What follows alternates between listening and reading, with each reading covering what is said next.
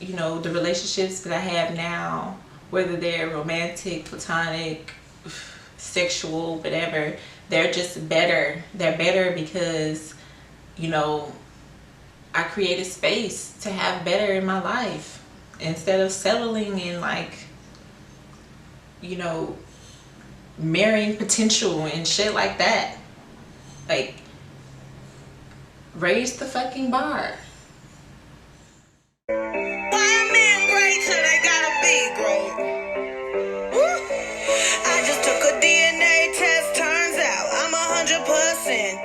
I really wanted to come back here and really discuss, you know, really it's going to be more of like, I guess, a love letter to Black women. Probably not in the way that you think that it's going to be formed, because it's not going to be very sweet sounding, but a love letter nonetheless. I wanted to really talk about this in particular because of all of the things that's going on with, you know, the Meg and Tory situation. There has been a lot of dialogue that has stemmed from that, and I feel like I would be remiss if I didn't really, you know, speak my heart, speak this, you know, word that's on my heart regarding it. And the message is particularly, you know, particularly for Black women and other, you know, non-binary people who are feminine or who take on that feminine role. So, sis, I need every one of y'all to really think about how you have your interactions in your relationships with Black men, because there's a lot of conversation when it comes to how they speak about us and how they treat us, and I think that it's our responsibility, and I really hate to put the responsibility on us, but at the end of the day, you realize that the responsibility is on no one else but us. And when I say the responsibility, I don't mean for us to take on everyone's shit, because that's what we do, and that's what I'm really trying to make sure that we don't do, and that we stop doing it. So when I say that it's our responsibility, it's not for us to take on other people's shit, but the responsibility for us to really create a standard for how people treat us, particularly Black men. And the thing about it is that if you have abusive people in your life, it's because you allow it. And I'm not talking about, you know, the abusive situations that we encounter when we're just minding our fucking business, or, you know, going to the grocery store, just walking to the store, because, you know, you can't control people on the street. I'm talking about the people in your life who are disrespectful to you, who are abusive to you. They do so because you allow it. And I really want Black women to be able to stand up for themselves and stop coddling and catering to these fucking men. I've even seen situations where, you know, Black women are speaking up about, you know, the Meg and Tory situation. I'll just speak specifically about Meg. I feel like there have been situations between their friendship, because people are assuming that they were in a relationship or had some type of romantic relationship going on. None of us really know that. I'm just going to assume that they, at the very least, had a friendship where he was abusive before he shot her. That, you know what I'm saying? Like, to that extreme, for you to have a friendship with someone and for them to shoot you, they were abusive before they shot you. And this is not me to say this to blame Meg for being shot. This is not what that is. This is me saying, do not ignore the fucking signs, because I've been there. You know, we make excuses, particularly black women. It's who we are. We embody love and compassion and empathy, and we're nurturers. Like, but you have to you have to learn to create boundaries around that. And your boundaries are for you. They're not for other people to adhere to, you know, because you can't control what people do. You create those boundaries and you adhere to them. They're your boundaries. They're for you to create and protect yourself from people who want to misuse you. We enable people when we give them passes, when we, you know, forgive them for abusing us. And tell them like, oh, but I still love you. Yeah, I love you, but I'm gonna love you from a distance. I'm not gonna let you talk to me crazy, because they're all forms of abuse. And people, and this even including myself, I've had to call shit what it is, because in the past I didn't. You know, you think just because someone say, you know, a few hurtful things to you, like, oh, that's not really abuse, you know. A motherfucker don't need to shoot you for it to be abuse. They don't need to like give you a black eye and a busted lip for it to be abuse. You know what I'm saying? Like, I just want black women to just raise the fucking bar. Like, you are the blueprint.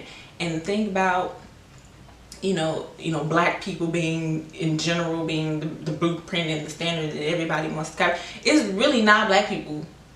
It's really just black women. You know, because when you look around everywhere, people are emulating black women. Even black men who, on these comedians, all these Instagram comedians, they throwing on wigs and stuff. They're all emulating black women.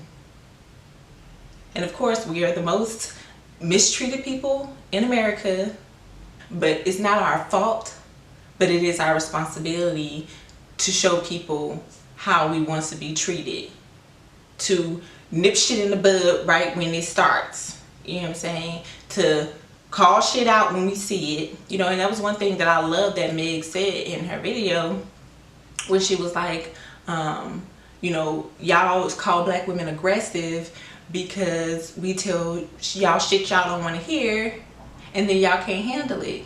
I've had situations where, I have said things, particularly to black men, and they get, mad.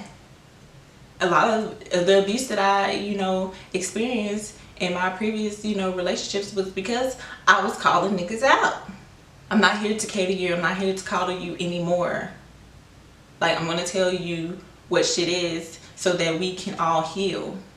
Because at the end of the day, like, by healing yourself, you heal the world. Like in order for us, to have better relationships, in order for us, to have people treat us better, we have to treat ourselves better. We have to have better relationships with ourselves. And you start by doing that, by creating healthy boundaries, by practicing love towards yourself, being honest with yourself, and distancing yourself from people who aren't in your best interest, and like paying attention to to those signs.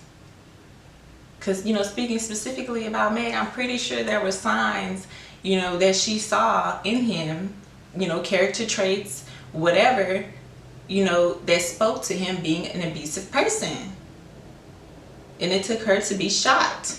And sometimes it's going to take for some of us to be shot, maybe metaphorically, maybe literally, for us to see. But I really, really hate that she had to, or she felt the need to, rather, to protect him. Even just afterwards, not airing it out. And that was just, it wasn't mind-blowing to me, it wasn't surprising, but I was still just like, wow, like, that is what we do, and we shouldn't be doing it. No, stop protecting your abusers. Call their ass out. Say their name. Shit. Sorry, I got a little angry there. I want to. This video is supposed to be cute still, but no. In all seriousness, you know, say their fucking names. You know, like yes. So you know, I definitely empathize, and I really you know, honor her and her strength and just vulnerability to be able to get on that live and, you know, and speak her truth. Because at the end of the day, you cannot heal what you do not reveal. So sometimes you gotta air this shit out, period. Okay. But yeah, I was really hurt that she, you know, felt the need to protect him, and that was, you know, that's a lot of our stories. And so I'm glad that she aired his ass out. We deserve better, you know. So and I really tried to say, I really try to stay away from, you know, what people deserve and what we don't deserve, but there is something in this life that we do deserve, and that is inherently our right. You know, in the last video I talked about abundance. Another one is love. Another one is respect and fucking decency and integrity. Like, these are just like inherent. I'm talking about real life people who make you feel safe, you know, when you're with them. People who hold space for you to talk about how you feel. People where you can be your whole self with. You could just be, and they accept that and they don't criticize that. Things that we deserve. So you demand it because it is your birthright.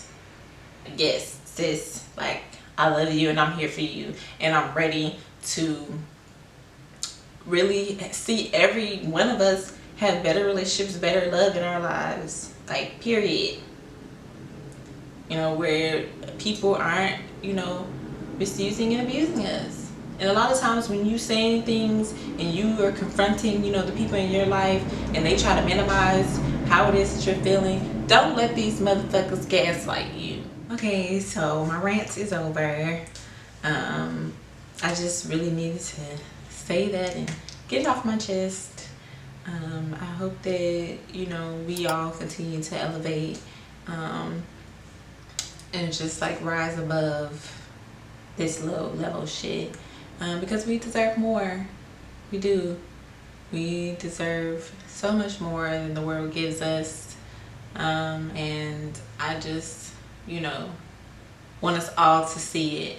I hope that, you know, it inspires people, you know, and it gives permission, you know, for other people to really, you know, live in their truth and really be honest about things, and, you know, heal from these old wounds.